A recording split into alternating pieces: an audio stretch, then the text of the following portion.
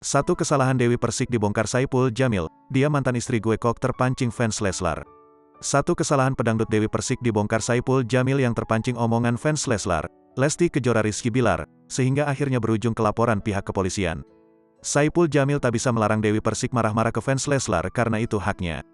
Selanjutnya, Saipul Jamil berkomentar lebih lanjut terhadap kasus Dewi Persik ini karena bagaimanapun juga dia itu mantan istrinya. Saipul Jamil menanggapi terkait Dewi Persik yang melaporkan diduga fans Leslar. Seperti diketahui, Dewi Persik melaporkan 3 akun diduga fans Leslar ke Polres Metro Jakarta Selatan belum lama ini. Hal itu dilakukan setelah Dewi Persik tak terima dihina mandul hingga jual diri. DP sapaannya pun menjerat 3 akun tersebut dengan pasal dugaan pencemaran nama baik. Menanggapi hal itu, Saipul Jamil mengaku kaget mendengar konflik mantan istrinya dengan para fans Leslar. Dilansir YouTube Kiai Haji Infotainment, Jumat, tanggal 4 November tahun 2022.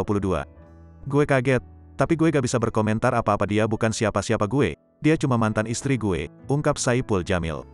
Itu hak dia marah-marah melayani fans Lesti, sambungnya. Menurut Saipul Jamil itu kesalahan Dewi Persik karena telah terpancing emosi dan melayani para fans Leslar.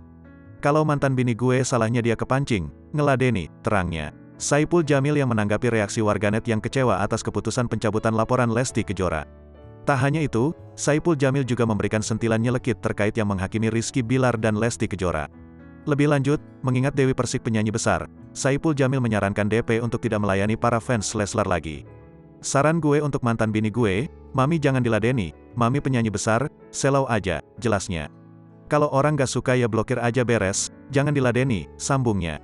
Sekelas Rasulullah saja punya musuh, tapi bagaimana cara kita membalasnya, Ja?